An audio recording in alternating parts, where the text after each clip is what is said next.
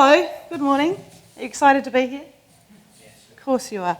All right, I'm not very good at standing still, so if I move away from that, can you all hear me? Yeah, beautiful. All right. I hate standing on something, and then I just knock it anyway, and it just all makes a noise. All right, so this is I came up with a bit of a different course than what I would normally do. So quite possibly I'm going to get to a slide and think, hang on a minute, what was I going to say there? So apologies if I actually do that, right? But it's a 2-hour training session. I'm going to take 2 hours. If you need to stand up and stretch or wriggle or something while I'm having a bit of a yak, please feel free. There's magnets on the table. Please take them back for your filing cabinets, your workplace fridges. Help yourselves. I don't know, home fridge if you want. You never know. But there are some pages on the table. What I thought I would do was give an opportunity for a bit of an activity. I'm hoping that I end up with enough time for that. So there's just some random pages in the middle. May I?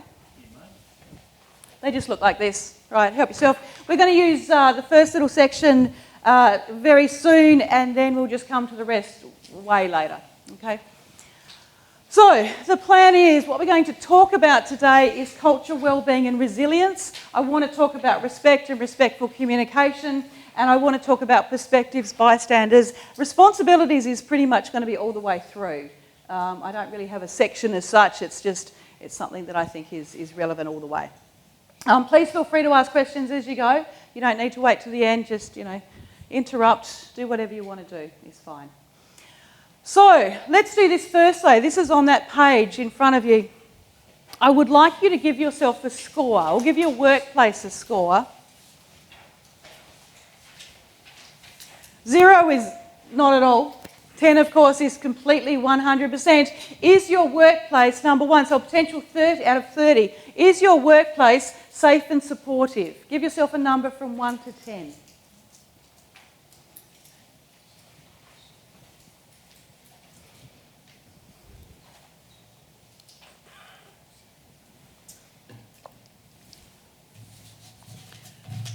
Is your workplace encouraging and positive? Give yourself a number from 1 to 10.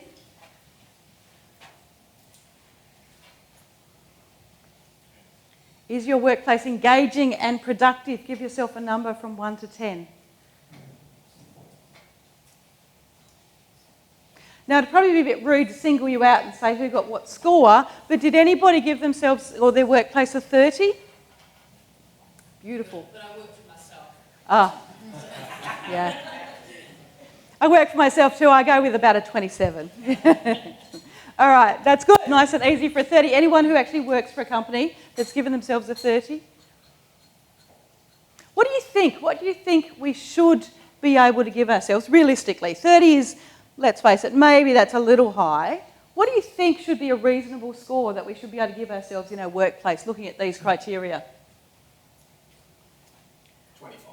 25? Yeah? Is that what you got? Work safe. Of course you did. Oh no, I got 30, that's right. Nice, cool. I would like to think, really, I guess I would be wanting maybe at least a 7 for each one, so 21 total. I would probably be happy with that. So a little bit about respect at work. I've had this business for 4 years. I go to all sorts of different workplaces all the time. Sometimes I'm in workplaces because there are issues. And we have it very tailored, trying to, manage whatever the issue is. Often I'm just in a workplace because they say they're being proactive. To be honest, if a workplace tells me that there are no issues, I am generally much more concerned than when they say, yes, we've got some things we're dealing with. Because for most of us, you throw a whole bunch of people together, and of course there's going to be issues. Some people in workplaces tell me, oh no, but we're like a family. Do you like everyone in your family? Right? So I don't think that makes it necessarily any better. But my message, the way I talk to workplaces really isn't that different whether there's issues or whether there isn't, other than trying to tackle what it might be. Generally what I would do with a workplace session is go around and make sure everyone introduces themselves and tells me why they work where they do. And I think that's a really important question. I didn't allow for that today because probably a few minutes more in the room than I would expect. But I haven't done that. But I think this is worth hanging on to. And if your numbers, if you're less than, let's go with a 7 for each, I would be really wondering why. pop a big circle around anything that's less than a 7 and maybe take it back to work with you after this and really give it some thought. How do we get it higher? Is it possible? Is your workplace, the score that you've given yourselves, is it only recently that that's changed? Has it always been like that? Where's the lift? Would everybody in the workplace feel the same way? So when I go to a workplace and I say to people, why do you do what you do? Why do you work here? I get all sorts of responses. I really like the people. It's a great place to work. It's a really nice culture. All the way across too, it's absolutely terrible. I hate it. No one cares. No one communicates. But there's generally a mixture in any room. There's going to be people that are really happy. There's going to be people that are quite sad. And I think what we want is to try and get at least a sense of, well, actually, you tell me what you want, right? Let's do this. Let's do this. So this is where I would normally say, why do you work where you do, right? We'll skip that bit, but it's probably worth thinking about it. What's important to you? How do you want to feel when you're at work? Let's do this. Valued? Who said that? Yep. Thank you. Valued. Listen to? Yeah. Appreciated. Absolutely. Trusted. Yeah. Happy? Or is that just us that work for ourselves? Anything else? Safe? Yeah. So I obviously want to be physically safe at work, but I also want to be psychologically safe. That's really important to me. Okay. All of those words that you've just given, these are ones that we're actually entitled to feel, right? Sorry, just checking where I was. These are our words that we're entitled to. These are the ones that I hear probably the most often. I hear all sorts of other words as well, but they're probably the most common. How people want to feel when we're at work, right? And the thing is, we're entitled to it, aren't we? Every single one of us is entitled to feel these things. Are we going to feel them every minute of every day? Am I going to be skipping to work every day? Of course not. It's a workplace, right? But these are things we're entitled to. And if you go back to this, we are entitled to the very minimum a 7, so why not? Why don't you have it? That's what I'm curious about. So let's have a look. Let's unpack this a little bit, right? So respected. I love this quote. Respect is like air. As long as it's present, we don't even think about it, but as soon as it's missing, it's all that we think about. Do you ever sit around in your tea rooms at work and say, oh, look at us, gosh, we're respectful? Ever do that? Right? Ever turn to someone you work with and go, oh, Katrina, you're so respectful. That was such a respectful thing you just said. Do we do that? But do you notice when you feel disrespected? What's it feel like? Crap, like that.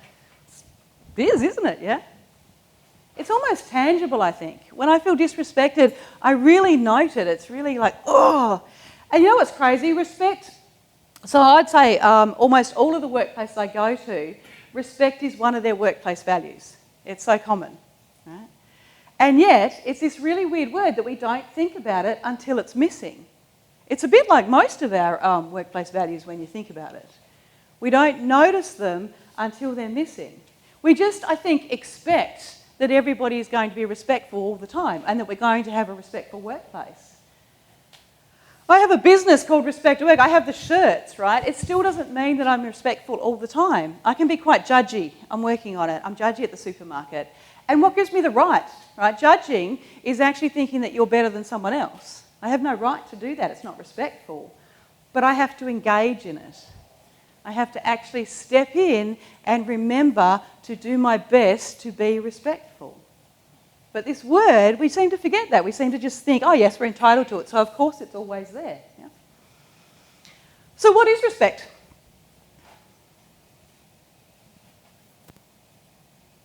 See? What is it? Not judging, yeah.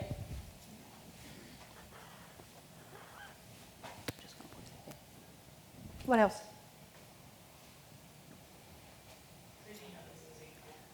Yeah, who said that, sorry? Thank you. Treating other people the way you want to be treated? Yeah? Did anyone else grow up with that? Treat other people the way you want to be treated? Yeah? I try and take it a little higher because what if my standard's quite low? Right? So I try and treat people how they want to be treated. What's tricky about that? Subjective, yeah. And plus, I've never met you. I don't know how you want to be treated. So my default is to treat you how I want to be treated, and then I watch and I learn. I have some people say, no, I treat everyone exactly the same. No, you don't. I bet you already have people that you treat slightly differently to others, don't you? Right? And the other thing is with respect, different people have a different idea. You would assume that respect is the same for everyone. But it's actually not. Very quick side story. I was doing another sort of a side gig. It was teaching. It was an entry-level course for unemployed people. Goodness me, to try and get into hospitality in aged care, right? So trying to get into entry-level positions. Anyway, I had this one kid in this training session, and it was a full course, so I was there with him for this whole day, whatever I was teaching. And this, I'll call him a kid, he was probably early 20s, and I'd been warned about how disrespectful he was. And he came in, he was wearing a hat with a swear word I'm never going to say, he was 20 minutes late, he was full of attitude, and it went like that all day. But he also told some beautiful reasons he wanted to get into aged care because he had a nice nan who'd been nice to him, right? But also he'd been basically smacked around the head every day by his dad. What are you doing? How dare you go and why do you want to go and work in aged care? Go and get a real job, right? So all of these things his whole life. On my way home, I was driving and thinking, oh, what a disrespectful little so-and-so, right? And then I stopped myself because I thought, how dare I? How dare I judge him and his level of respect when he's never actually experienced what I have? But I'm expecting him to deliver to me the same level as I'm used to. So even in something like respect, we don't always have the same interpretation. A bit like politeness. You think everyone's the same, right? Anyway, of course, the really sad story with this course ended up with a workplace placement, so trying to get the kids into work. This young kid lasted not even an hour in this workplace. So now he's back in the system. He couldn't maintain basic respect for how to act in a workplace. I didn't get closure on this. I really wish someone had sat down with this young man and had a really great conversation with him about what does respect actually look like, so that he was prepared to succeed rather than fail. So this word, we think everyone knows, but it's still really vague, isn't it? All right. This is a definition that I use, right? It's in 3 parts. Respect includes acknowledging someone, listening to someone, being truthful, accepting someone's individuality and idiosyncrasies. Do I have to understand someone to be able to respect them? No? Giving some respect is similar to valuing them and their thoughts and their feelings. Do I have to agree with someone to be able to respect them? No. Taking someone's feelings, needs, thoughts, ideas, wishes, preferences into consideration, taking them seriously, giving them worth and value. Do I have to like someone to be able to respect them? No? That seems to make sense. It's nice to work with people that you like with. What was that? It does help. It's nice to work with people that you like. It makes the day go quicker. We get through the shift a little easier. But I don't know, did anyone have to sign a policy at their workplace saying, I promise I'll be friends with everyone? Has that happened? All right, there's no such thing, is there? Okay? We're employed, every single one of us in this room is a workplace professional in our own right, aren't we? We're employed because we are professionals at whatever it is that we do. I'm not employed because I'm going to be friends with everybody, or not. If I worked in your workplace, would I be friends with everyone? Maybe, right? Would they like me? Would I like them? Maybe, maybe not, because we've got a whole bunch of personalities thrown together. The simple fact is whether you like me or not is actually irrelevant, because I have just as much right to be here as you do. But the lines get blurred. I once did training somewhere and there were these 2 guys that hadn't spoken to each other for 5 years. They didn't even remember why they didn't speak to each other. Right? Now, I don't know your name, so I'll just go with the names I know. So this is a bit like, I don't like you, Michael, sorry. I don't like Michael, so Katrina, can you tell Michael? Right? And he's going to tell Roz, because we don't talk. 5 years. What happens if we're working together on something that's a really important project, or working with clients? Right? This confusion, I don't like you, so therefore I can't work with you. But I hear people say, I went to school with them and I didn't like them then, so I don't like them now. It's a workplace. Are we in kindergarten or are we adults in a professional workplace? It's crazy, isn't it? Yeah? All right, what about this word for respect? Now, some people disagree. Some people don't like it. That's fine, don't use it. If you look up respect in the dictionary, you're not going to find the word kindness listed as the definition. But maybe it works. Okay? Respect is kindness. Kindness is respect. We all know what it is. We know how to be kind. We know that we're entitled to kindness. So maybe in your workplace, if it's easier, just be kind. Right? Don't get too caught up on the word respect if it's too hard to define. Just stay with this one, perhaps. Again, if it doesn't work for you, that's cool. Don't use it. Yeah. Okay, let's go on to another one. Safe. Who's heard any talk around about psychological safety? It's quite the thing. You know, every few years, you know, us trainers like to have a new catch thing, or HR people, and it's like, oh, it's all resilience for the next 5 years, and now it's all psychological safety. This is probably my favourite. I like this one. Safe, if we talk about, I'm just going to get out of my way, safety, mentally healthy workplaces, and well-being. Mentally healthy workplaces are positive and productive, right? Places where people want to come to work. Imagine that. Imagine that. I was at a workplace yesterday and I was doing that thing about why do you work here, and there were at least 3 people in the room that said, well, you know, one was, I'm 53, it's too hard to get another job now. Another one was, I've been here 25 years, what else would I do, right? Another one was, well, it's just habit. How sad is that, right? Imagine if people actually wanted to come to work. How would that go with productivity, you reckon? Yeah? I imagine so.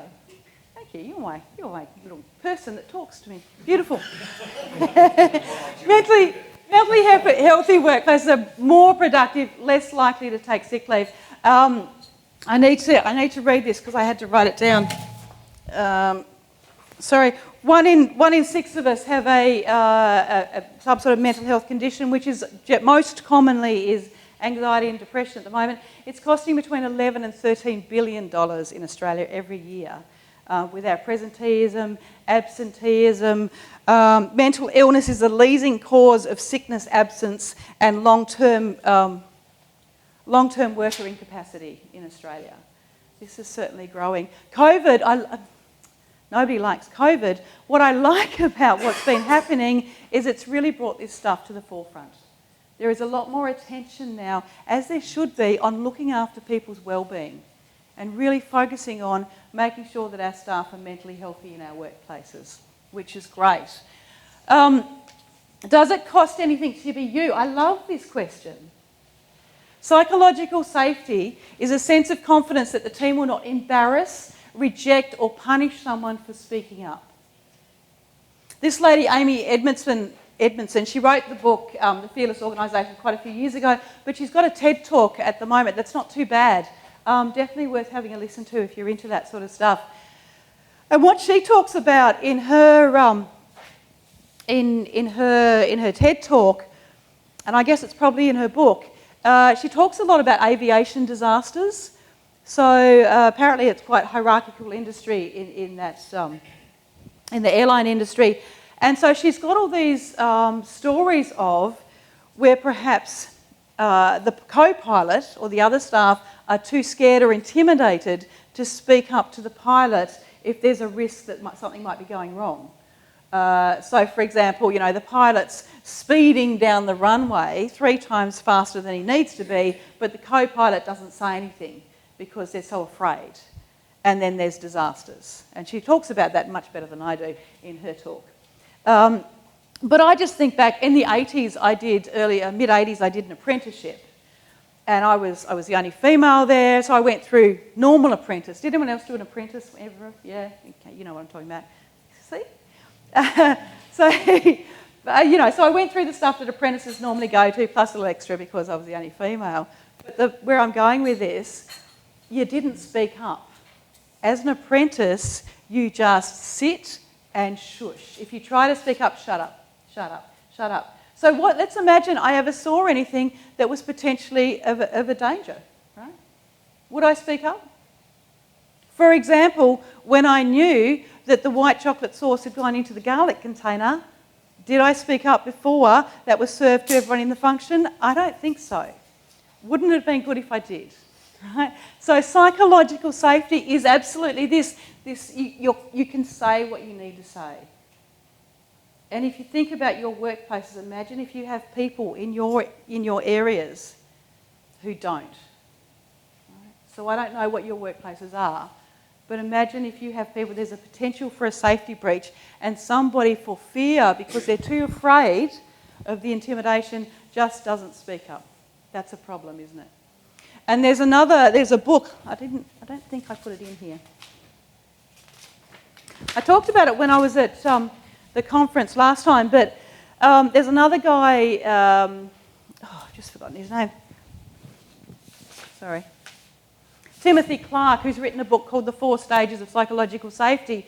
And what he's done with his team, they sent out a whole bunch of survey questions to a bunch of workplaces to see if people would answer yes to these questions. And it was about psychological safety, obviously. And questions like, are you safe to speak up? Can you be yourself? Are you ever spoken over? Are you ever asked for your advice and then nobody listens? Whole series, there must have been about 12 questions. And it turned out that about 60% of the people in the workplaces were saying that they would answer yes to at least 4 of those questions every week. If we don't feel like we can be ourselves in our workplaces, how are you going to get the best out of us? Psychological safety, well-being is going to help us to stay resilient. It's going to help us to build social supports and self-efficacy. Emerge from our challenges even stronger, knowing we have the ability to cope. This is so important, especially now with the way our workplaces are at the moment. Okay? I know we're lucky in Tassie, but this is still really relevant. In a mentally healthy workplace, people watch out for each other. We can ask someone if they're okay. Managers and teams understand mental health and openly talk about it. I had a brief for a training session, I suppose it was a year ago now, and the brief for me was that I wasn't allowed to mention mental health.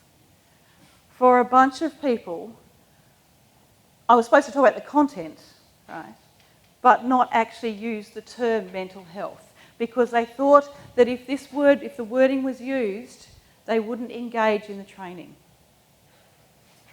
I can't do it. It's not right. What we have to do is make this normal, don't we? So that if there is an issue, duty of care to our staff, that people are able to speak up. It's so important. And so this brief, you can't actually mention the words. Well, what happens if someone is having a moment, having an issue? How do they raise it? If they can't actually say the words, or the stigma isn't taken out of that. So if we've got a mentally healthy workplace, people are able to speak up, managers and teams. What I like now is there are so many more workplaces that have mental health first aiders. Do your workplaces have mental health first aiders? Yeah, if you don't already, maybe look into that, okay? There's some really great trainers out there and some really good courses, and I would totally recommend that you have at least a couple of people in your teams that are trained to talk about this. People know about things they can do to build resilience. I'll come back to that. Staff with mental health concerns seek help early, which has got to be a bonus, doesn't it? And they're supported in their recovery. Good people stay. Good people are supported rather than leaving. Okay, I want to talk about resilience. And I'm going to be honest here. So when I remember, I guess it was about 10 years ago, I went to a resilience training course, and I must have been in my most negative and cynical stage, which I'm not proud of. But I remember going to this course and not liking it. I remember thinking, resilience. All it is, it's teaching people to suck it up when things get bad. Right? I wasn't very supportive. Again, not proud. I thought that all resilience training was about was, right, when we stuff up, and we will, we want you to be able to put up with our stuff-ups. That's not what it is, just putting it out there, right? That's how I saw it at the time, because I was very much afraid. And actually, to be honest, I've actually read something through the Human Rights Commission that has almost said exactly that. Just because you have resilience training isn't a cop-out, if you like. Resilience is about staying curious and optimistic and motivated even in the toughest things, right? Even when we're in the toughest challenge. And never has this been more relevant, of course, than right now in the way things are in the world this year and last year. Right? So this resilience is so incredibly important. But, well actually before I get to but, Black Dog Institute there's lots of information out there if you're interested. Black Dog Institute says resilience is measured by our capacity to bounce back. The word resilience, not exactly literal translation, but basically means to bounce back, right? Cultivate a positive outlook and rise above difficulties. I like that. Research by the Black Dog Institute shows enhanced resilience leads to a significant improvement in our job satisfaction, productivity and retention. Having resilience, we build that sometimes by humour in the workplace. Okay. Now, I just want to say humour in the workplace is great, but be careful. Right? Humour in the workplace when I was an apprentice is not the same as humour in the workplace now. I spent 11 years working at the Anti-Discrimination Commission. Can you imagine how correct they are? We still manage to have plenty of fun. So there's such a thing as correct fun. Keep going with your humour, have it, but just please be careful. Don't ever say anything that's at someone's expense. I just can't help but say that. But resilience. It's not about having rose-coloured glasses. Resilience is not about, oh, come on, just look at the positive side. You ever had anyone say that to you? You're having a bad day at work. Come on, smile. You'll be right. This is not what this is. Okay? It's not just looking at things and only seeing the good and not acknowledging what's tricky or difficult. That's not what resilience is. Resilience isn't just about learning ways to cope. It's not just about identifying how you move forward. But it is about, you can read it, right? It's not about being superhuman. Having resilience is not about suddenly we've got a cape on and we have to cope with everything that ever happens to us. It's not about carrying on regardless. It's about understanding how we feel, giving ourselves permission to understand what's going on and actually develop strategies to be able to respond to it. Because in any workplace, not every day is going to be perfect. We're going to have moments that are not okay. And the way I saw the resilience training back 10 years ago was very much, don't see the bad stuff, right? Only look at the positive spin of things and off you go, you'll be fine. But it doesn't work that way. Of course there's going to be moments that are tricky. So it's about acknowledging those, but working on strategies so that you can cope with them.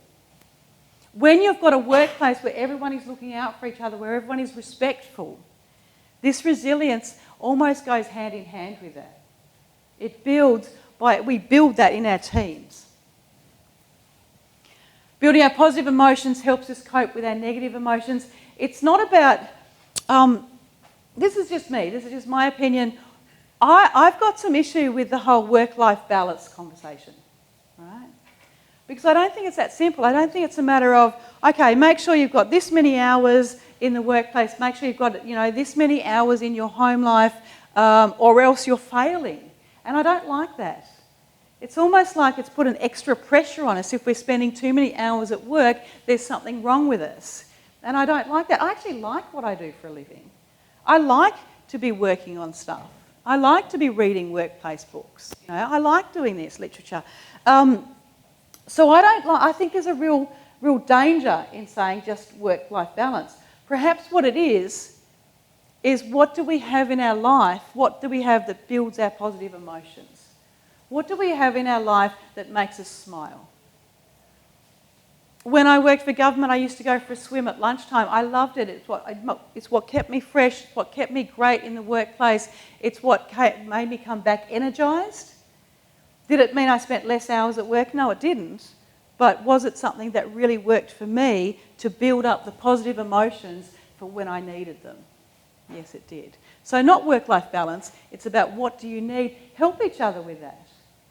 It's not about, as a team, we're all going bowling on Friday night. Right? That's not what it is. It's about individually giving yourself time to really think about what is it that you really like doing. There was a course I did for someone else, and we actually had a page of all these positive things that people could do like walk the dog or whatever it is, and they could write in their own. But then the real key part of this activity was how often are they doing them? So imagine for you, maybe do this later, list 10 things that really make you smile, 10 things that you really like to do when you're not sitting at your desk doing your normal job. So whether lunchtime activities, after work, weekend, whatever it is, 10 things that really make you feel good. And then think to yourself, how often do I do them? Am I doing whatever it is as much as I would like to? Is it fitting into my schedule? Am I making time for it? And if not, why not? And really stop and take some time to think about that, because that's what's going to help, again, to build it up so that build up your strategies so that when things are tough, we've got the coping, because things are tough at times. Next one, valued. I've been doing a bit of a informal survey this year. So for every workplace that I went to, I was asking, why do you do what you do, and like I did for you guys, how do you want to feel at work? And I really took notice for the first 6 months of this year as to what people were giving to me as the responses. How do you want to feel? Right? All of these, as I said. But this is the one that came up the most often, which was the first one, I think, for today as well. Valued and also appreciated. They're the two that I was hearing probably the most often. Now, I don't know about you guys. I like to think that I work hard. Right? Do you work hard? Of course you do. Right? I work for myself now, so it's different. But when I used to work for an employer, if I had an employer who I knew really valued me and appreciated my contribution, I wouldn't just work hard, I would actually bring that extra bit. You know that extra gut that you've got that you can bring if you need to? Yeah? I would do that if I thought that my employer really noted. But if I was working for someone who really didn't care, I would work hard and that was it. Work hard and I'm out the door. It seems to me it's really basic. If we know that we're appreciated and valued, we work harder. We're more productive, aren't we? It seems really basic. Do you thank your staff? Do you thank each other? Do you thank your colleagues? Seeing some nods. If you do, keep doing it, right? Don't stop. If you're not doing it as much as probably you could, then step in. It's free, right? It doesn't take long. We all know that we want to be thanked. I know that if I'm thanked, I will give more. So, it's not really rocket science, is it? Let's just be more grateful. I mean, make it genuine. Thanks so much for turning up today. It's really not, it doesn't have a lot of in it, does it? And I actually had an employee saying to me, well, my manager thanked me for turning up, but it was so sarcastic, it was just rubbish. Well, of course. So try and make it genuine, try and make it make some sense. Make it individual is great too. But it just seems so basic to me. If we know that we respond to it, well, why not pay it forward? But, maybe you do. And that's great. Like I said, keep doing it if you do. Anyway, people said valued so much that that's why there was the new magnet. This one about feeling heard. Have you ever had an employee and they keep saying the same thing over and over? They keep coming to you with the same issue? I'm always really curious why. Why are they doing that? Why do they feel like they have to keep banging on about the same thing? And not always. Often, it's simply that they're not feeling that you're hearing them. Think about a heated conversation perhaps with a spouse, right? And they just keep saying the same thing over and over and over. Often it's because we've stopped listening. We're not hearing what they're trying to say. So I'm always super curious. What is it? Why do you keep saying? And I'm happy to be direct with that as well. You came to me with this only a couple of days ago, or yesterday, or this morning. You've come back to me again. It seems like the same issue. What aren't I hearing? What are you trying to tell me that I'm not getting? It's pretty basic, isn't it? To be heard. Good communication, I think, is the foundation for a safe, respectful and inclusive workplace culture. If we could get easy, safe communication in our workplaces, I would be out of business and that would be fine. Safe and easy communication. Imagine if we had that. Imagine if I had an issue with, if I had an issue with Michael, imagine if I could just go straight to him and say, not in front of everyone else, excuse me, Michael, I really want to talk to you about whatever that thing was, all right? Because this is how I felt. I statements. How many training sessions have you been to about I statements? Right? I've been to several. What I statements are about is when I go to Michael and say about this thing, because this would be an awkward conversation, wouldn't it? Right? I've got an issue. I know I've got the right to go to Michael. Michael knows I've got the right to go to him, but it's still, it's still a little awkward, but hopefully that makes it simple. Not in front of you lot. Pick my moment. Michael, yesterday when I was in that team meeting with you, every time I was trying to speak, you rolled your eyes and then you just walked off when I was in the middle of a sentence. Right? And I felt disrespected. Now, the reason we use an I statement, of course, is if I just say, Michael, this is what happened and you're a rude so-and-so, this is going to make you defensive, isn't it? Right? So by using the I statement, he can't argue with how I'm feeling. The fact, this is what happened, this is how I felt. Right? And then it's up to him to respond. Imagine if Michael said to me, Roz, I'm so sorry, I'll never do that again. Wouldn't that be wonderful? Right? But what about if he says to me, I don't care, go away, get out of my face. What happens then? Can I forget about whatever the issue was? There's conflict now, yeah? Some people say to me I should be able to forget about it. If he says go away, then I should be able to just go away and get over it. Maybe, right? It may be sometimes. But I wonder, even if I could forget about whatever it was that Michael had done, I wonder how long it would take for that to come back up again. Right? How long would it actually be buried? Anyway, let's imagine this happens. So now there's conflict. I'm going to go home and think about this conflict. I'm going to go home and think about it while I'm drinking wine. I'm going to go home and talk about it perhaps as well. I'm going to go home and think about it when I should be sleeping. Tomorrow when I go back to work, I'm probably going to be a little more anxious. Yeah? Me being me, though, I'd have another crack at it. Michael, you know how I tried to talk... Sorry, thank you for letting me use you. Michael, you know how I tried to talk to you yesterday? That didn't go well. I'd like to have another try at that, please. What about if this second time he still says, go away, get out of my face? Can I forget about it this time? So what should I do? Take it to a high level? Okay. So what I would normally do if I have this conversation in workplace training is I will ask people in the room to nod their heads if they can think of somebody in their workplace that they could go to safely and easily if they needed to go and talk to someone about an issue. How often do you think I get a whole room nodding? Not nearly as often as I would like to. Okay. It depends often on who it is. There's often in a workplace this great management staff divide. We like to blame someone, blame the managers, right? Or blame the staff. So often there's a bit of that. But what I ask people is, can you nod your head if you can think of someone you can go to? And then I say, can you nod your head if you can think of a second, because your issue might be with the first person? And then I ask them to try and think of a third. Very rarely do I get a workplace where I've got nods for all three.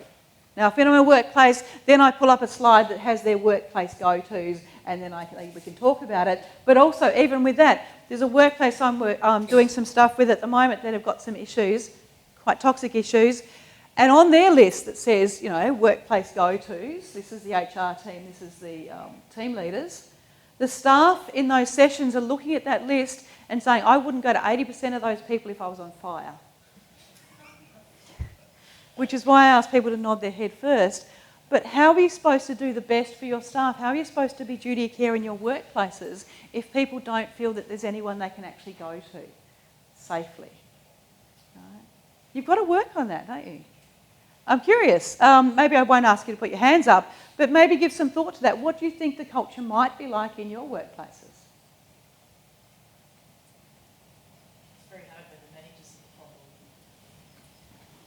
I heard that one before. Yeah. They won't acknowledge it, they just externalise, and you become the problem by identifying it. Yeah. You're the person that spoke up, so therefore, yeah. That happens a lot. I hear that one a lot. It's a big picture thing. So partly, a couple of things from there. If I'm in a training session, I know that there are going to be people who just aren't listening. They're just not hearing that it's about them. It's about everybody else, but never about that person. So then how I see the training is, at least for the rest of the people in the room, it's about educating them and trying to give them confidence that they can speak up if that one person keeps doing the wrong thing. Now, this doesn't help so much when we're talking about a management system and staff don't feel they can go to anyone in that level. My question then is, are there other levels that people can go to? All right? And where does that fit? And I think there's probably a little bit of hierarchy where you're working, and there's probably a little bit of where you can go and where you can't go. What I say to people, that's why I do the 1, 2, 3. Can you think of people? Can you nod your head? Somebody that's safe. Can you just go to the EAP at least to get some strategies in the meantime? Can you bypass management and go to HR, or is that potentially seen as a problem as well? And that's why a lot of HR, how many people are HR? I think that's why some people rebranded to people and culture. You people and culture HR, yeah? It's partly to make it have a nicer vibe, yeah? Get rid of some of that historical stuff. Because the other issue, of course, in some workplaces is, well, you know, I know John went to HR 5 years ago and never came back, right? So we don't trust HR. They're in management's pocket. You're only ever doing what they say. And it's no matter how good you are at your job, it's quite gut-wrenching, isn't it? But yes, that might be an option. Finding a manager that you really trust. Union support absolutely is another one. And some workplaces that's much easier. Some workplaces, you know, then there's a fear of even doing that. It's too hard to answer just in a general sense. Feel free to come and have a chat. But look at your systems, look at your people. You've also got a very big workforce. Can you get... I love it when I get managers in a room, right? And they get the long version of this. But then there's still going to be some old school. I'm thinking about a workplace I was at a couple of weeks ago. I was there for the whole week. Some really bad middle management system. I finally got the staff to understand that the upper management were really pushing for change and really wanted things to get better. But it was this middle cohort that was stopping the staff. So then my conversation went back to the higher management. How are you going to fix this? Now, the thing about your workplace cultures, I don't know how long your workplaces have been around, but for this workplace I was just mentioning just then, they've been around for at least 50 years. It's 50 years worth of culture that they've established. It's not going to get fixed in a month. But this is something, and it's not just a one-person issue or just upper management issue. It becomes an everyone issue, doesn't it? I think I got sidetracked. I don't know where I was before. No, that's good. It happens all the time. I think I was talking about having someone that you can go to, wasn't I? Yeah, and how really important that is. What I will say, I guess, just to finish that, because I feel like I don't want to leave you hanging with that, at the very least making sure that there's self-care and making sure that there's people are looking after each other. Sometimes, you know, when workplaces say to me it's a management responsibility to look after our culture, I know of workplaces with incredibly toxic management systems, but the staff have managed to maintain a really nice culture amongst themselves. Now, there's other problems in that case, but the fact is you can still look after each other. Who's responsible for your workplace culture? You are, right? Have you ever heard that saying, the standard you walk past is the standard you accept? Yeah, you're laughing. Too many times you've heard that, yeah? Standard you walk past, standard you accept. If I treat someone badly, I'm basically saying, by all means, treat me badly. Gossip is such a thing in a workplace. If I'm gossiping, I'm saying, feel free to gossip about me. Standard you walk past, standard you accept, yeah? It's your choice whether you fall down that rabbit hole or not. Have you ever come across any of these things when you've been talking to someone or trying to talk to someone? Yeah? If someone is doing one of these things to you, do you have to do it back? No? Whose choice is it? Now, I get that it's not always that easy. What was your name? Amy. If Amy starts yelling at me, I probably want to yell back, right? It's instinctual. Yeah? What was your name? Matt. If Matt's bullying me, I probably want to bully back. Sometimes that happens. But do you know what I know? I know too many stories where it turns out that nobody saw Amy yell, everyone noticed I did, guess who gets disciplined?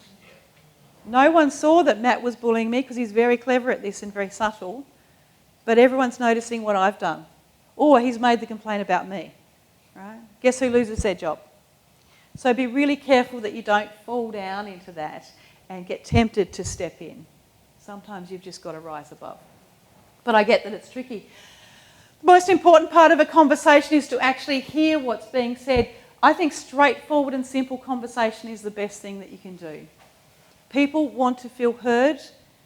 Also, imagine if you had an issue with someone and you could just go to that person and it was done. You ever worked with anyone with bad breath or BO or something like that? Ever had to have a conversation with someone about those things? Yeah. Wouldn't dare? I was a hospitality teacher, so maybe it's easier for me, right? But we avoid the conversation. You know what? If I had, I don't know, really stinky feet, I would actually like someone to tell me. It would be awkward, but I would rather you tell me than let me keep having stinky feet that everyone run away from and no one wants to sit next to me. I would rather know. Apparently when you have stinky feet, you don't notice. I don't know. Right? Apparently it's a thing. You would actually be doing me a favour by telling me, wouldn't you? But how many people avoid those conversations? Because I'm afraid of offending you by telling you that you offended me. Right? Now, stinky feet's one issue. What if I'm acting in a way in a workplace that is offensive? How many of you would tell me? Yep.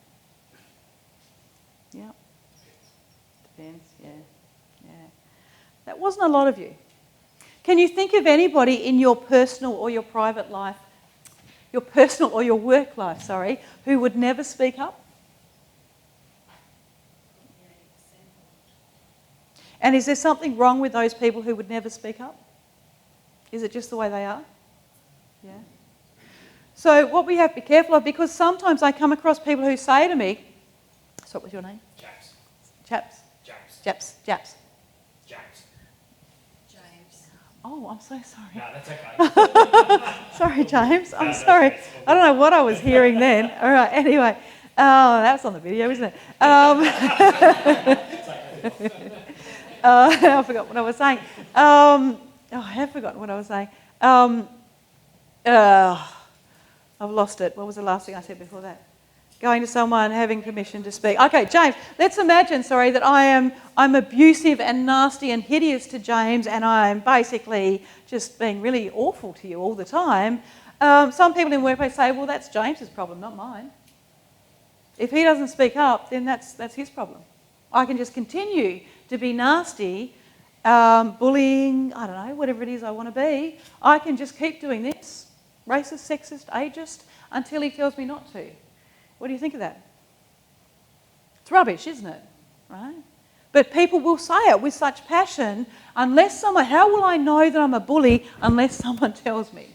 Oh, yeah? But there are people out there who just think, I can be like this until I'm told not to. Have you ever had a situation where you've heard of, or maybe you've done it yourself, where you've spoken to someone about their behaviour and they've thanked you? You ever done that? I remember a story once. There was a lady who was quite abrupt in the way she communicated, but she hadn't really thought about it. She didn't have that self-reflection to be able to notice, that that's how she was verbalising.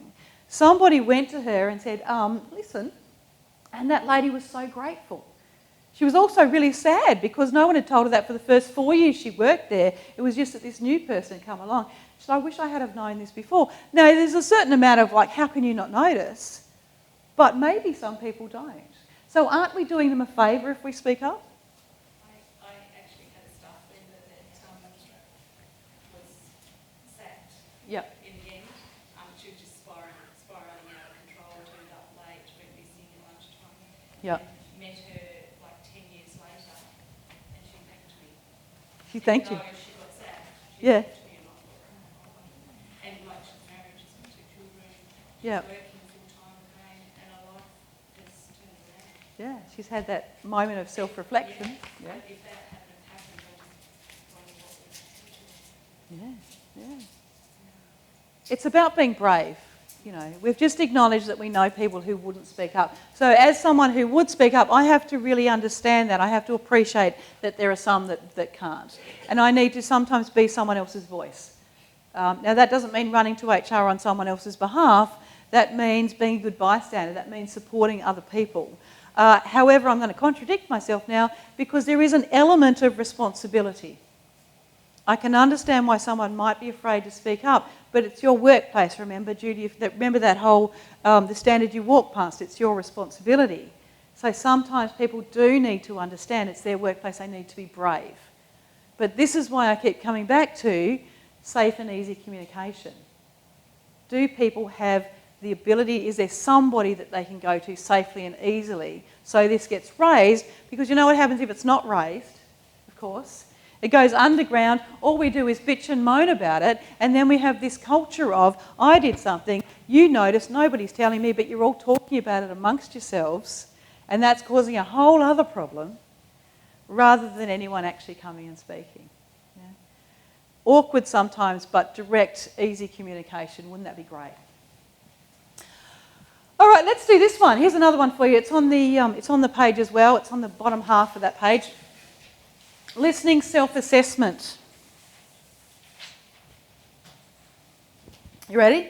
So this time's in the opposite. The 10 is a negative. Do you ever only pretend to be listening? Give yourself a 10 if it's if you often only pretend. Overreact to certain words without hearing the context. Give yourself a 10 if that's something that you often do. Switch off because you don't like the speaker or the message. Give yourself a 10 or a 0 or something in between. Just wait for a break so that you can jump in. Ignore what's being said because you know better.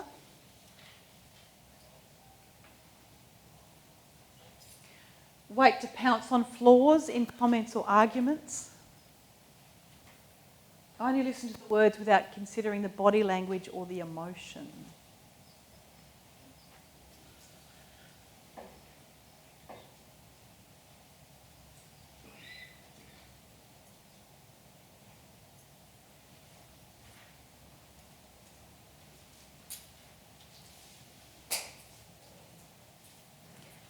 You've got a potential 70. 70 is bad. Did anyone get 0? How'd you get 80?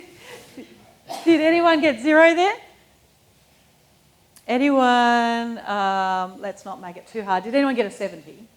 I'm hoping not, right? Between 10 and 20? Yeah. Worse? Just maybe. Yeah. We all have things that we can do better, right? We all have things in our communication that maybe could be improved. I know I have mine. I'm not going to tell you though, but I know I have mine. I need to consciously work on those, and I do. So maybe this is just something, the little taste of that. If you've given yourself, let's go with, I think if you've given yourself more than a, what will we say, more than a 4, more than a 5, more than a 4 for anything, I think put a big old circle around that one. Pop that page in your back pocket and make sure you take it home with you.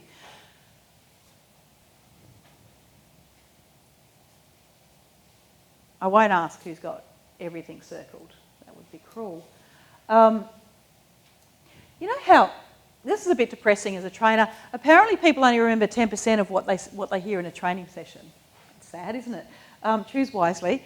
But you know how we have lots of leadership training and we do our best to develop people and we send them along to a day of or a week of leadership training and we try and give them as much as we possibly can. It's still up to you to choose what you take away with that. It's up to your leaders to choose, or anyone really, to choose what they're going to take away from that. Just because you've been in a training session and you've circled, or maybe I really need to work on overreacting, no one's going to do that for you. So it's up to you still, to whatever you're getting from whatever course that you're doing or whatever you're reading, it's up to you to actually make that happen. It's up to you to engage in it. So this is a little tiny, almost a fun, let's see where we could improve, but it's absolutely a waste of time if you don't actually engage in that. Right? People often wait for, how do I become a great manager? I want to get the injection. I want that. Rather than, actually, I might not need to just go to the course. I actually need to consciously engage and make it happen. The same with respect, isn't it? What I was saying before. We can't just take it for granted. Training courses are just someone up the front banging on for a little while. That's all it is. It's the information and what you take away with you that makes a difference. In my course where I wrote down what I was going to cover today, I mentioned courageous conversations, so I thought I probably should talk about it a little bit. With a courageous conversation, it's about all of these things I've just been talking about. It's about being brave, it's about being able to step in, it's about doing it in a way that helps you, right, but also helps the person. It's about being heard for you and for them. If you're going to have a conversation with someone, and call it courageous conversation if you want, it's important to think about why. Plan your conversation, right? Use the I messages, we've already mentioned that. Ask questions and follow up. So with your planning of the conversation, if I want to go and talk to someone about something, whether that's maybe as a manager and I'm going to talk to them about maybe it's a disciplinary issue or just, I don't know, anything at all really. Or maybe it's just I've got a problem with Matt and I want to go and have a chat to him like I did with Michael, right? For me, what I need to do is really stop and think about, before I even start this, why? Why do I want to go and have this conversation? Do I just want to offload and have a great old bitch session and then it's done? Because what's the purpose? What do I want from this conversation? If we're going to call it a conversation, there's two sides, right? So what am I prepared to hear as well? So if you're going to do this, know what you want to say and why you want to say it. Obviously have some flexibility, because just because you made a plan, the other person's not privy to that, so it may not go how you think it's going to go. So be flexible, of course. Think about how you're going to raise it. I want to talk to somebody about, I want to talk to Michael about his rolling eyes in the meeting yesterday. So I think about, okay, that's what I want to talk about. It was the rolling of the eyes that was disrespectful. Not, Michael, you're such a disrespectful person, right? This is the issue. Have something to tie it to. Why am I telling him? Because I'd really like him to understand. What do I want? I'd probably like an apology, really, but I'd also like to know what's behind that, because maybe there's a whole backstory that I'm not aware of, right? Because we don't know that. Think about how you're going to raise it. Well, I've thought about the fact that I'm just really going to go and find Michael and be quite direct. I'm not going to muck around with it too much. I'm going to go straight in there. But maybe that's a different situation. Maybe for you, you're going to get around to it. Think about what words I will use with this one. Make sure you're not... You know how different people have trigger words? Right? If you know that you're working with people that have certain trigger words, maybe don't use those words for that person. It's not rocket science there, is it? Yeah. Think about the words that I won't use, which is that. Thinking about questions that I'm going to ask. Okay. And I'm prepared. I'm prepared that when I say to Michael, you were rolling your eyes at me, Michael says, actually, I wasn't rolling my eyes. I've got to be prepared. That's a fairly obvious question comment that he might say. Okay, well, how do I... Yes, you were. No, I wasn't. Yes, you were. No, I wasn't. This is not productive.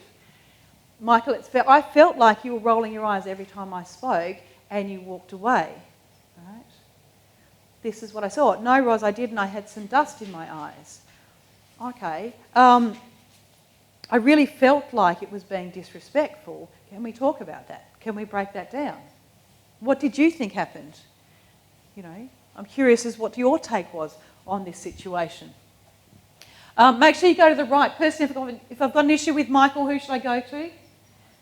All right. Safe and easy communication, right? Imagine if everybody could just go straight to the person. You know what often happens in a workplace? I'm not even going to bother talking to... Sorry, Michael. I'm not even going to bother talking to Michael because he's scary and intimidating. Instead, I'm going over here to my friend Katrina. Guess what I heard, Katrina? Guess what Michael did? and then off it goes. Is this debriefing or a fiery pit of gossipy hell? All right. I feel great. We've bonded over Michael. Have you ever met Michael? We've bonded over this, right? But this is not exactly proactive, is it? So think about go to the right person if you can. It's what you want to try and encourage in your workplaces. I've seen some workplace policies that say that you can only go to your direct person. You can either go to the person that you've got the issue with, or you go only to your direct manager, and that's all you're allowed to do. I've seen that in some workplaces. What if my issue is with that person, right? Or I've seen workplace policies that say you can't even go to the person, you're supposed to only do this. There's a whole bunch of different ones. Now, if your policies are that rigid, if your staff don't understand how to raise an issue, then how are you going to have things dealt with while they're tiny? Because instead it becomes half the room versus the other half. So you need to make it easy, don't you? Right? Going to the right person.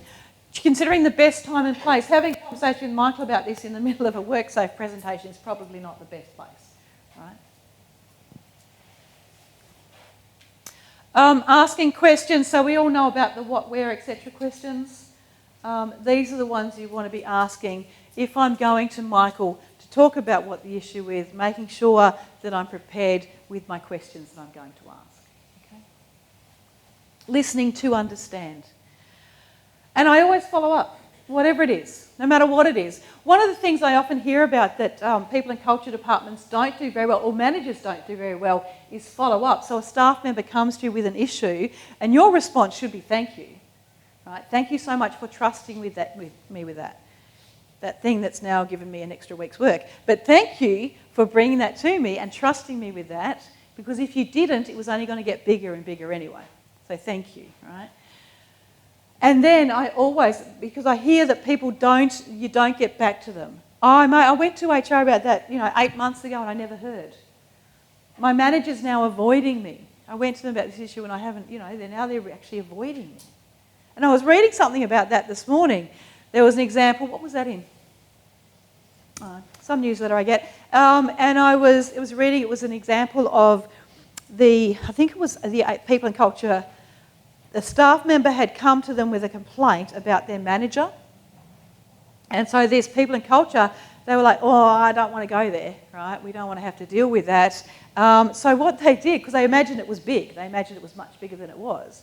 So what they did was change this staff member's roster and everything to try and make sure that the manager and the staff member were kept separate for at least, I think it was like 6 months or something. So it caused all this angst.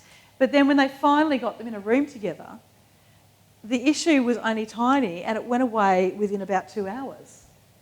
But they imagined it was bigger, and rather than just responding, the whole thing just went crazy, yeah?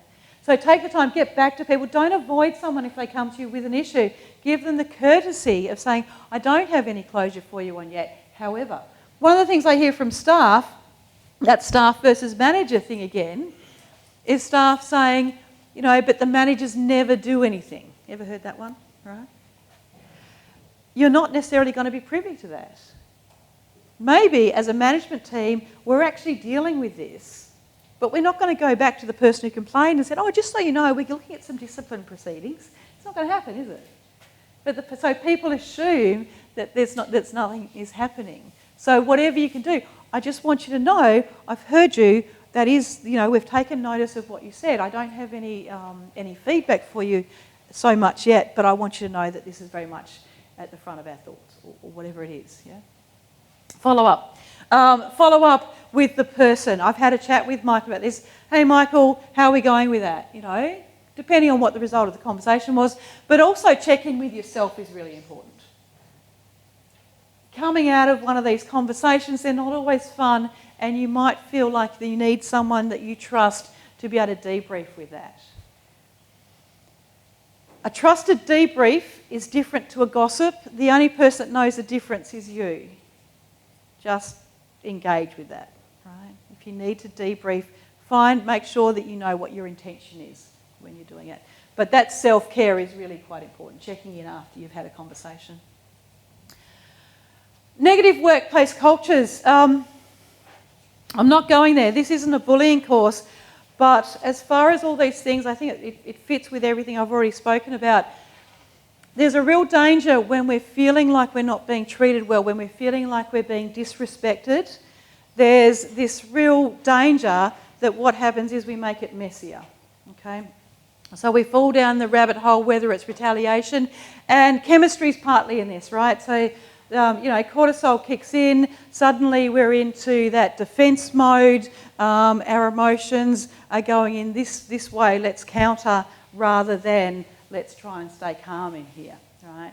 So we're responding. Just be really careful that you don't fall down that rabbit hole and make something messier than it needs to be. Yeah? Something else I was going to say there. No, there's not. That was it.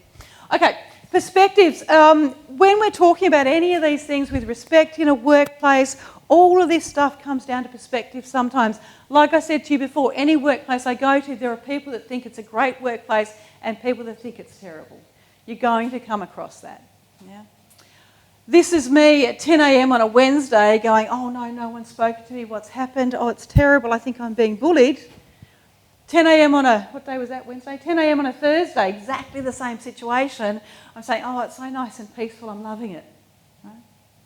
Or we do this thing where I'm perfectly okay if you say it because you're my friend, but I'm not okay if you say it. Or I'm okay if you say it today, but don't say it tomorrow because tomorrow's a whole different day. We do that too, don't we? Right? We're dealing with humans in workplaces.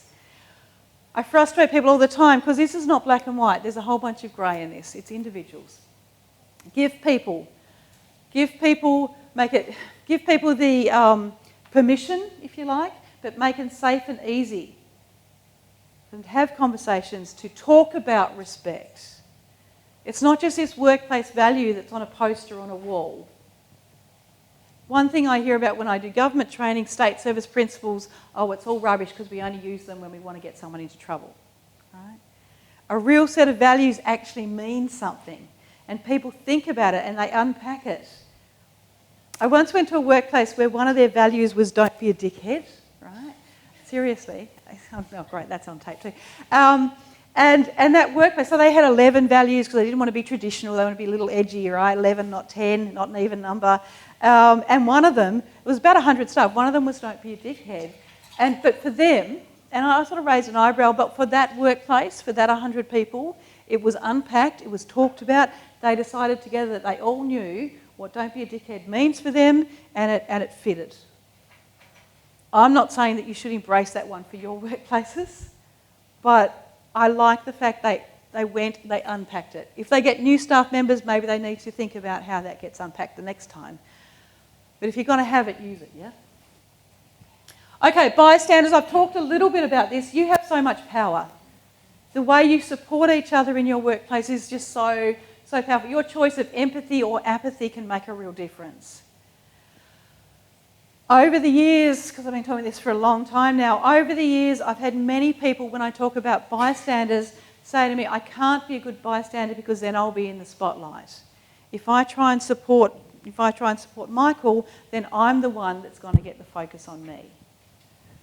Being a good bystander doesn't have to mean anything that huge. Being a good bystander might simply be saying to someone, are you okay? You know, and that's such a focus. We had Are You OK Day last month, of course. How many of your workplaces practice Are You OK Day? Yeah? Cool, okay. And of course it's not just a day, we know that. But there's this thing we do in Australia, a part of our culture, you know, oh, hi, how you going? And we keep walking. You ever done that? Right? If you're going to say to someone, hi, how you going? Can you please stick around for the answer? As a bystander, you have so much power. Stick around and listen. Be prepared for them to say, no, I'm not. This is what I like about Are You OK Day. On their website, there's lots of resources for what to do when someone says, no, I'm not all right. Yeah.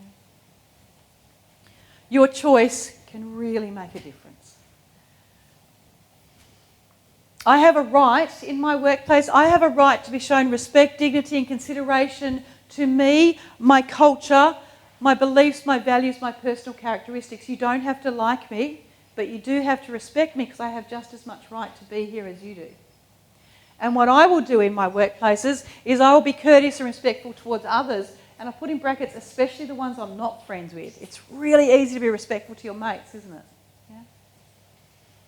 And it's like this other stuff. Often, back to that thanking people, sometimes we only thank our circle. We forget to extend that out to the ones that are a bit more difficult. Yeah. Okay. So on your tables is that page that I mentioned. On the back of that page is Charlie.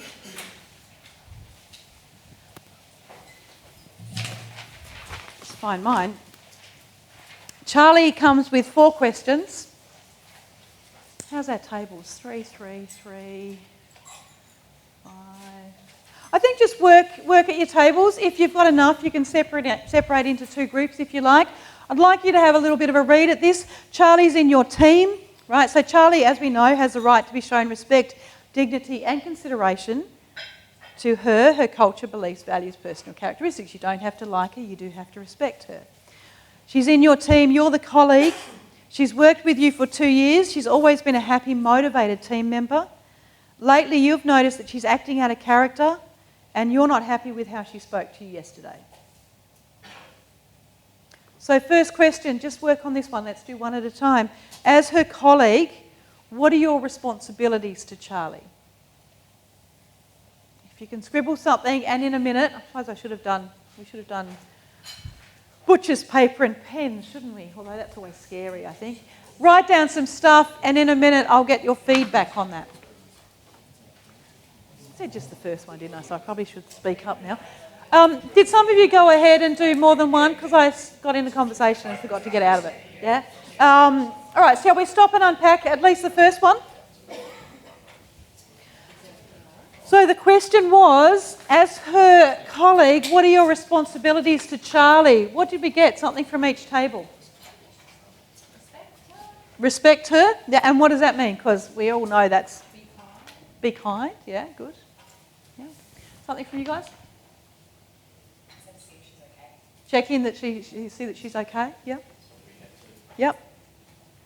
Yeah, we had check in and just raise the behaviour as well. Yeah. Yeah. So not just, oh, how you doing, Charlie? But there's this. Okay, I've noticed that you don't. That the way you. Sorry, it's the way you spoke to me yesterday. That's the issue, isn't it? So identify what that is. Yeah. My responsibilities are to check in that she understands that this has caused me some angst. Right, that there's had an impact, right? But checking in what else is going on. What do you guys have? Yep. Yeah, okay. Be prepared to offer the support that she might need. You don't actually know what's going on behind the scenes. Yeah. And what about though, was everyone, wasn't it? What about though, if so you're all saying check in with Charlie, what if Charlie says I'm fine?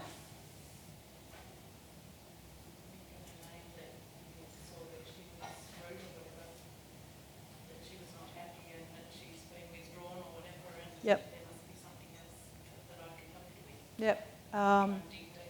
Yeah, no, there's not. No, I don't know why you thought that about me yesterday. No, I was fine. Maybe it was you, but yeah, no, I'm fine. Then what? I'd probably say maybe I said something that's made you behave like that, and please tell me if there was something that I've done. No, you didn't do anything. I didn't do anything either. No, it was just, no. Then what do you do? Sorry. Don't know. Come back to it. Come back to it?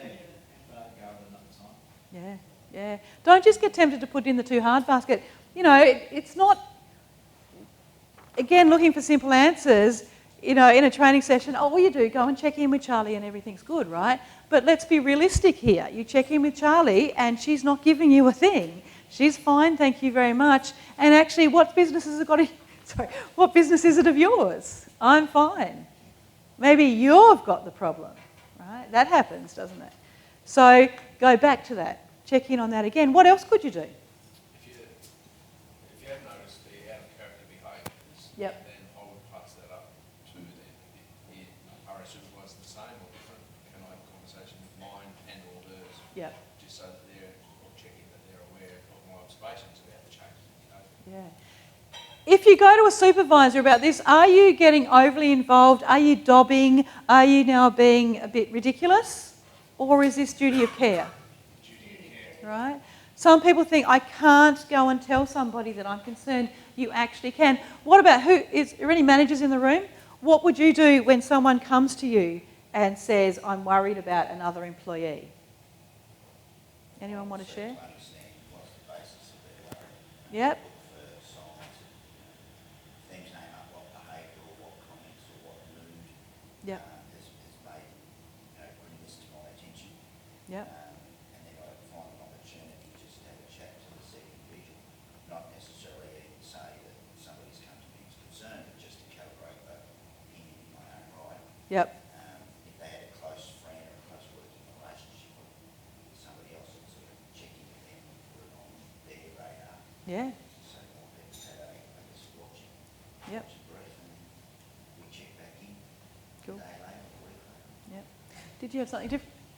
Pretty similar. I also had a situation where the person has actually already come to me and flagged something as a manager might already be aware, but that person doesn't necessarily want to share it with everybody else. Yeah. And that's the other thing I think is worth noting is that there is that right to privacy that somebody doesn't want to open up about all their personal stuff. Yeah.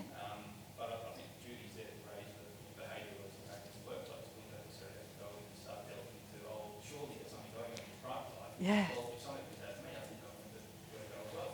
Yeah. So, but then it could, the conversation with the manager about it, there's something that could already be aware of, to already have something that to look at by holding so much, people that say, they're obviously under a bit of pressure, something's going on, to Yeah. keep an eye out, obviously, but not necessarily go down into those behaviours. But obviously there's a conversation or something that's taking place, that's an actual thing, as opposed to going into unsolve all that personal issues. Yeah. Yeah. I've worked in the NGO community services industry, and this is kind of what we do every day. Yeah. And so there is this tendency that everybody wants to go in and, I need to help you. Whereas a lot of time people just go, you need to get on with your life. And, Yeah, yeah. And that's I guess the danger for things like Are You OK Day, which I love. But there's almost this real danger that, you must disclose, you must tell me what's wrong because I'm supposed to ask you, and so now you have to tell me because it's my business. And lines are blurred, aren't they? We were just talking about that on this table. I think I said about 20 years, but it's probably 10 years ago, as a manager, you only managed, really.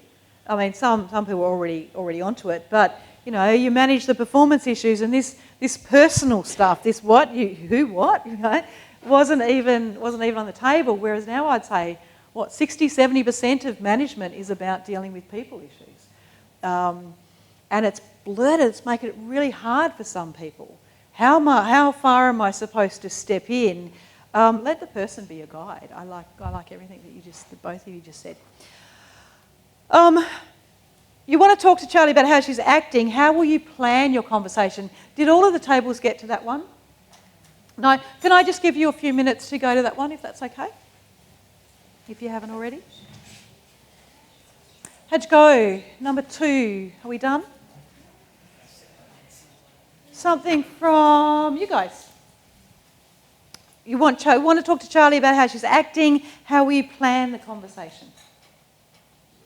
Time and place, I think, important first. Yep.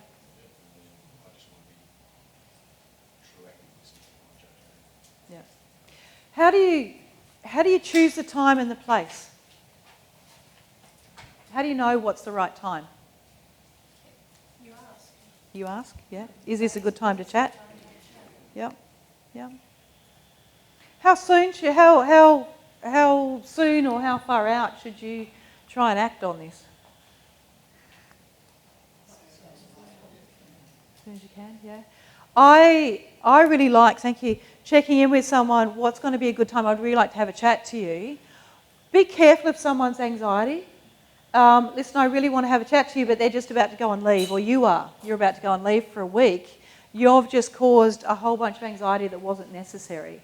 So thinking about that, but otherwise I really like that, check in with them. I really would like to have a chat with you. Have you got some free time for me today? Depends on your different work environments as well, of course. How do you decide what is the right location?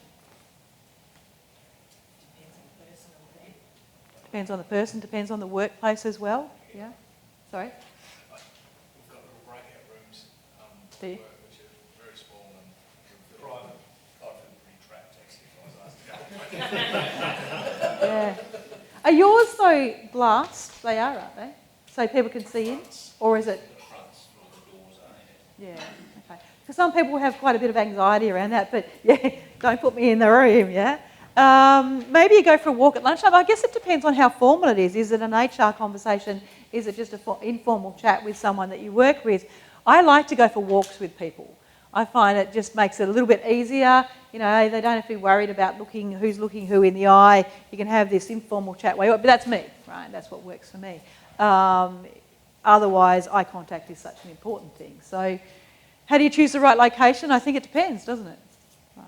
All right, what else did you guys have for that one? This is around planning. So we talked about needing to describe the behaviour, recognising the behaviour is functional, creating a space to understand what the behaviour is a function of, recognising to do it in private. Talk about that in terms of whatever the right space is, but also recognising the individual right privacy. Yep. So, you know, if they were to say, yeah, there's something I don't want to share at this point in time, it's just to actually have a plan around that, to acknowledge it. Yep. And thank the person for saying that. Mhm. Probably have a plan where you can come back and tell us. Yeah, sure. You guys? One thing to support be clear about the issue, you don't need too pedantic about the details. Mhm. Talk about the impact of what it is or the perception of how it came across as opposed to being too specific around the, you know, at this time you did this. Mm. And because it's very exactly those points versus, like you said, well, this is how it came across from my perception. Yeah. This is how it made me feel as opposed to the impact of it as opposed to the specifics of the behaviour. Yeah. I have a slide that I use sometimes in trainings, and one of it has a whole bunch of dot points for having a conversation. And one of those dot points is stay out of the weeds, right? So that extra stuff that we can get tangled in, and then that becomes the point of argument and gets you off topic for what is the actual issue. So yeah, staying out of the weeds, I think, is what I'm taking from what you said as well as the other stuff. Did you guys have something different on this side? Or? I just said don't take into account what you might have heard from other people. Make sure you only stick to what you actually do know. Yeah. That can be really hard when someone comes to us, whether they're coming to us as a manager or a supervisor or whether they're coming to us as a colleague. We've often already heard rumours, let's face it. Yeah. Sorry? Or we're prejudiced in some way. So it might be that we've heard something already, or maybe think about who is the person that you relate to easier, right? If you've already got some issues with this person, if you've previously had something there, or you don't gel so well with that person, you might be more sensitive than you would be if somebody else did it. A bit like what I was saying before about perceptions, yeah? So the other thing we often do, as managers, but as people, we believe the person who's more emotive or the person that comes to us first with an issue. So if you're going to talk to people, be careful, as you said, that you're not, that you're coming in with a clean slate rather than with a perception. Because it's just human that we have that, yeah. Anything? We spoke about time and place, and Yep. I think one of the things that we spoke around a lot was the idea of contextualising the "Are you okay?" question. So that when we're talking about, I've noticed that this behaviour is changing, that we're creating a context around why you're bringing up that conversation, that it's not just straight into "Are you okay?" but Yes. there's a context around it, Yeah. and it's based on your observations and perceptions of what happened. Yeah, beautiful, thank you. Something from here?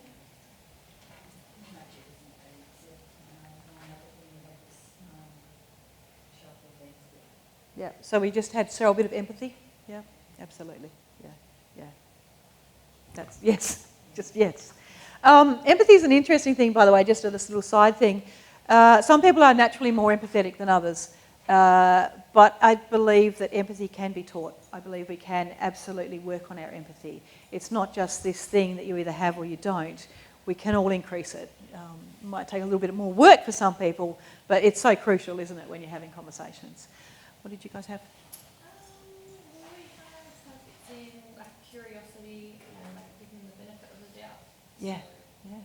Being more specific. Yep, like that, thank you. Another thing we had was, if Charlie does turn around and say she's Yeah.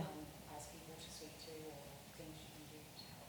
Yeah, that was, if it ends up that Charlie's not okay, do you already have, paraphrasing here, strategies available? Do you know what can then happen as a result? So make sure that you've already got that in your kit, that you're prepared for the rest of the conversation. And like I said, the AOK Day website has a lot of information about what to do if someone's not, but also, you know, are you aware of places like Beyond Blue? Do you have mental health first aiders that maybe she can help? By the way, I mentioned this before, and I just noticed this was on the table. I don't know anything about Lifeline's Minding Your Business training, but I just saw, I mentioned you should have mental health training, and there it is. So I don't know. Don't know about personally how their training is, but I think any mental health training is good. So yeah, if you've got some mental health first aiders, where is your EAP? Just with the EAP, how well do your staff know about them? Some workplaces are fantastic at this, some less so. Some workplaces traditionally are like, I would never go to the EAP because, you know, I'm tougher than that. So it's got the wrong perception.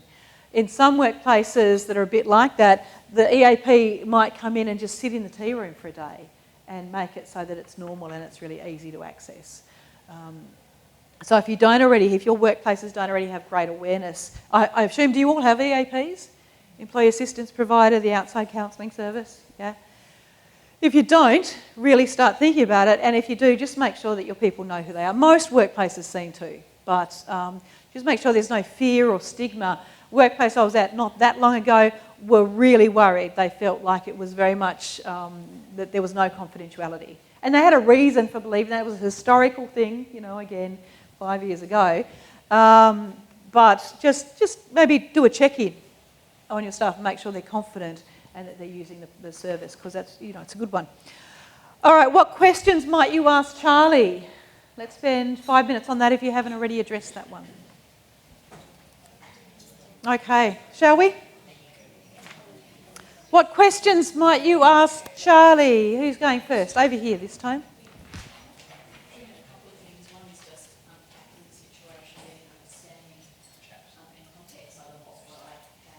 Yep. And then also talk about maybe unpacking, like one of the things you might ask them is what type of support they might need, because it might not need to know that support might be emotional support, information, emotional support, whatever. So giving them, I guess, trying to work out what the circuit breaker might be, it might be good. Yeah. Good, thank you.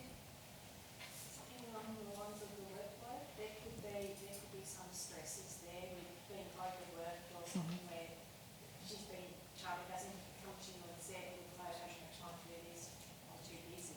Yep. So therefore you might be able to help her with that sort of workload, you might be able to offload some of it to someone else. So Yep. it sort of brings her back and people not being intent on it. Yeah, potentially. All right, good. One of the wrap-up comments we talked about was, can we follow up on this again? So you've got all these other questions, but Yep. also come back to it again later. Yeah, good, thank you. Something from over here? I think one of the things we talked about was it's really important to just actually ask, do you want to talk about it with me? If they do say something like that. Yeah, can you hear that? It was asking, do you actually want to talk about this with me? Yeah. Because I think there'd be many situations where, okay, something's not alright, but do I want to talk about it? Probably not. Yeah, fair. Am I okay to talk about it? Probably not. Yep, beautiful, thank you. Something from here? We had Jenny, one that you can actually talk to about this, and do you know about it? Yeah. Yeah. Yep. Yeah, sorry. Yeah. Yeah, cool. A lot of it's been covered, but another thing I'd probably need to do is, if you've worked with a person for 2 years and they've been historically happy, it's probably someone you get along with well. So I'd be referencing that, you know, even just a general sort of conversation. Yeah. If you've worked closely with someone for 2 years and they're out of character, they have that kind of behaviour. So Yeah. just talking And that's setting it up, isn't it, as to why it's relevant, yeah? Or why you've noticed. Yep. So we just talked about, before you get into the nitty-gritty of it, whenever, particularly in our workplace, if we have difficult conversations, we always start off, how's your day, how's your week been, first, before we jump into the nitty-gritty. Yeah. So just a nice breaking question, depending on how personal it is. Yeah. Was that everyone? I think so. Yeah. Maybe, by the way, maybe all it was, I mean, you've noticed that lately, right? No, yeah, lately you've noticed she's out of character. How long is lately? Maybe she's, there's some roadworks between her house and the office, and she's actually just been really stressed in roadworks for the last week. So lately could be, it's just as simple as that. And it doesn't even need, she's abrupt. How do you act when you're stressed? Anyone ever? Maybe, I don't know. I tend to get a little loud. Actually, I go a bit quiet, I think, when I'm stressed. And then, so maybe I'm withdrawn, so now maybe I'm excluding, right? So let's draw that from over here. But anyone get loud? Anyone get aggressive? Anyone get snappy? Impatient? It's worth being aware of that and considering those other things that might actually be factors, isn't it? Something I also we haven't really talked about is this really just a Charlie issue? We don't know. We're only talking about Charlie right now. If it's a workplace disrespect thing, is it just Charlie, or maybe is there a whole workplace cultural issue? And what if we just get rid of Charlie, right? What if we just sack her? Will that fix whatever might be going on in this workplace? And don't do that, by the way. But would that fix whatever the issue was if Charlie's gone now? Maybe it's more than just her. So it's worth thinking about, is it a person issue, or is this a whole systemic cultural thing through the whole workplace? And Charlie is just the one person right now that's acting in a particular way. So this might be a much smaller problem than what I'm trying to make you unpack. It might be simply roadworks, right? But also it might be a very much bigger picture.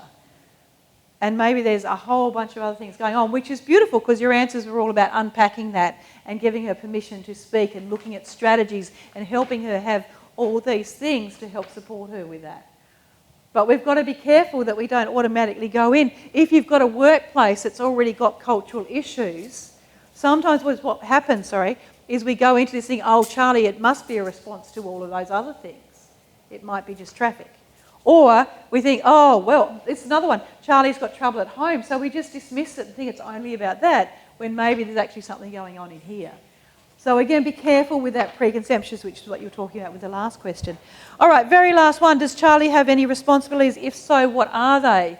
Let's not stop for this one. Let's just go. What are her responsibilities here? Does she have any? She's accountable for her own behaviour. She's accountable for her own behaviour. Okay. Yeah, let's leave it at that for a second. Sorry. Remain respectful to others. She needs to be respectful towards other people. I agree with those 2 points. Good. Well said. Well said. It's 2 hours. I agree. What have you got? I think if someone brings to Charlie that I feel up, then she has a responsibility to that. Yeah, she has a responsibility to listen, right? Listen, be respectful, have accountability for her own actions. Anything else? I think she also needs to take time for herself before she responds if she needs to. Yeah. Don't just expect that she's going to jump straight in. She might be someone that needs to think about it. Yeah. I wish everybody took that need to think about it before they spoke.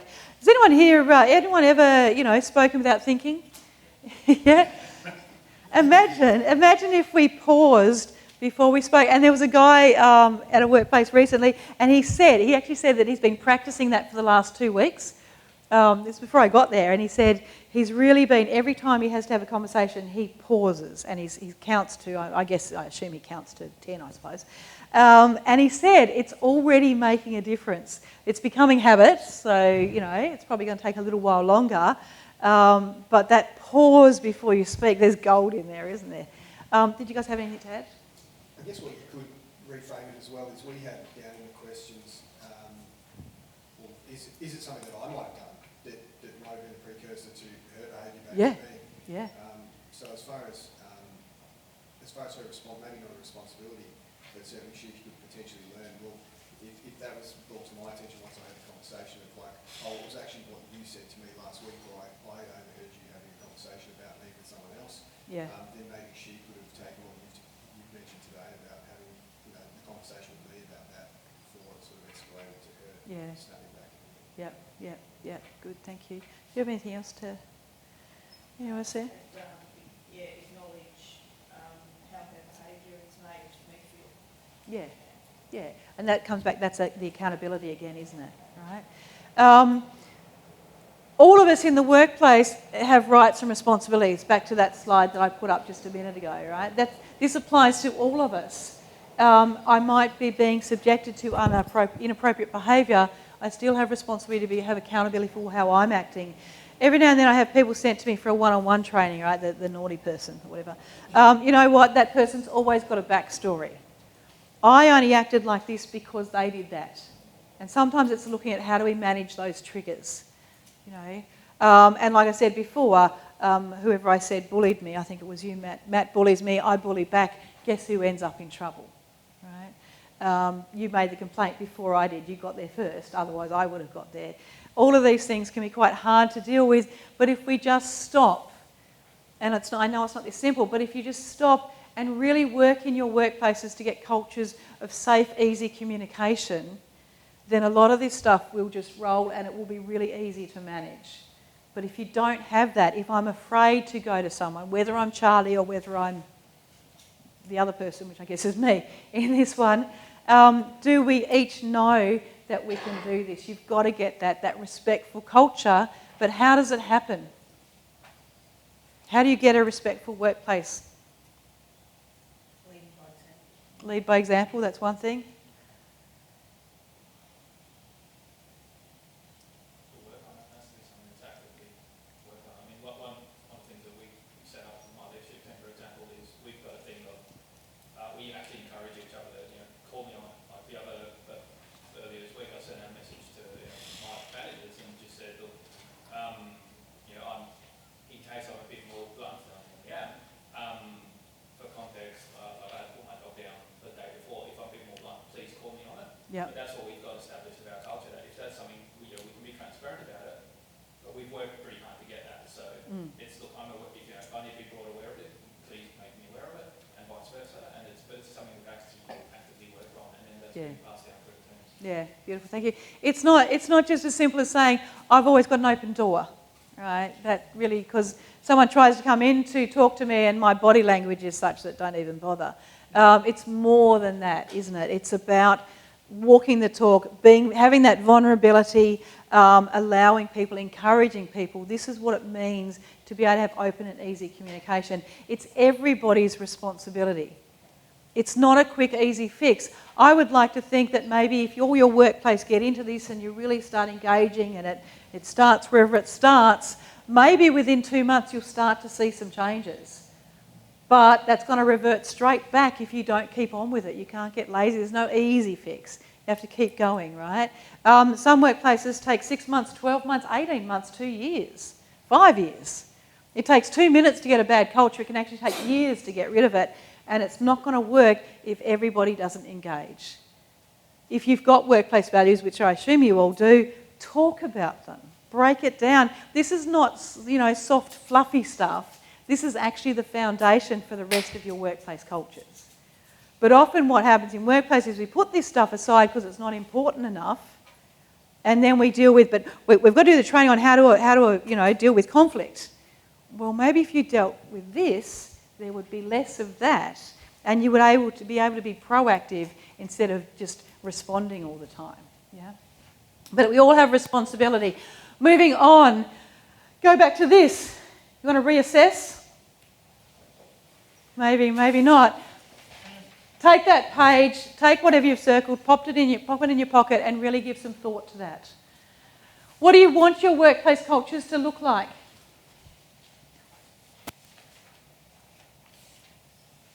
Feel like. Remember at the beginning I said, how do you want to feel at work? Is this what you want from your workplaces? All of those words, yeah? Is it possible? Go on, say yes, right? It is possible. Is it easy? Not necessarily. Think about how long it's taken you to establish the culture you've got. Don't give up. You have to step in or it's not going to happen. Get everyone involved. It can happen, I promise. We're all responsible. So normally what I would do is go around the room and ask people, what are you going to do from this minute onwards to show respect to each other? Keep doing, stop doing, start doing. Rather than doing it as a room, Oh, we've got time. Will we? All right. Round the room. Something from everyone. What are you going to keep doing, start doing, or stop doing to show respect to your colleagues at work from this minute onwards? Who's going first? Yes. Yes. Keep saying thank you, because I do it a lot, but I don't do it with all the staff. So. Yeah, fair. Yep. Beautiful. Thank you. Acknowledging what people have to say and valuing their opinions. Yeah, thank you. Ditto. Checking in more often. Sometimes with the stress of work, you kind of get caught up with your own stuff, but, I've just got to do that more with each of my team members. Yeah. Cool. Thank you. Matt? Listening. Listening? Pause. I'm coming back. Just remaining curious. Yeah. Probably making sure I know the full story before you jump into something. Yeah. Yeah, good. Yeah, trying to deal with the situation rather than letting it grow and talk about with other people and respect. Beautiful. I think I'm quite guilty of just saying hello and without really Yeah, keep walking. Or Yeah. even like sticking around when someone asks me. Ah, yeah. So I think I'll be more conscious of that. Beautiful. Thank you. Acknowledging others. Acknowledging others, yeah. Continuing to work on diplomacy. Nice. Talking more to people that don't like. Yes. Listening instead of fading away. Yeah, yeah. Be more thankful and grateful. Yeah, cool. Checking all the Aboriginal staff fell off during COVID. Yeah, absolutely. Gosh, I hear that so often, the divide for us in Tasmania, that north-south, north-west thing. Often wherever HR is where they feel the most connected, and the others are like, yeah. Oh, okay, well, different, yeah, fair. All right, thank you. Feedback. Yeah, Sure that give more feedback to people that come in and ask questions. beautiful. I'll just keep letting my staff know what's happening. Maybe if I tend to just do that. Yeah, yeah. More thankful. Yep. Yeah, yeah. You already are thankful. Just let them know that, yeah. Treating everyone as they want to be treated, because we're all different. Yeah, beautiful. Thank you. Keep expressing gratitude for what staff are doing. Yeah, Giving it all context, not just the emotional one. yeah. Good. Thank you. Yeah. Yes, yes. We try and fit listening into this tiny little pocket that we have, don't we? And then there's listening and there's real listening, but we covered that already. Continue to be kind to people. Nice work. Thanks, Matt. All right. Okay, that's it. I'm done. Thank you. I thought we were going to have time left for questions, but I've actually gone 1 minute over. I'm sorry. Hang around and ask a question if you want to. Otherwise, you may go. Thank you very much.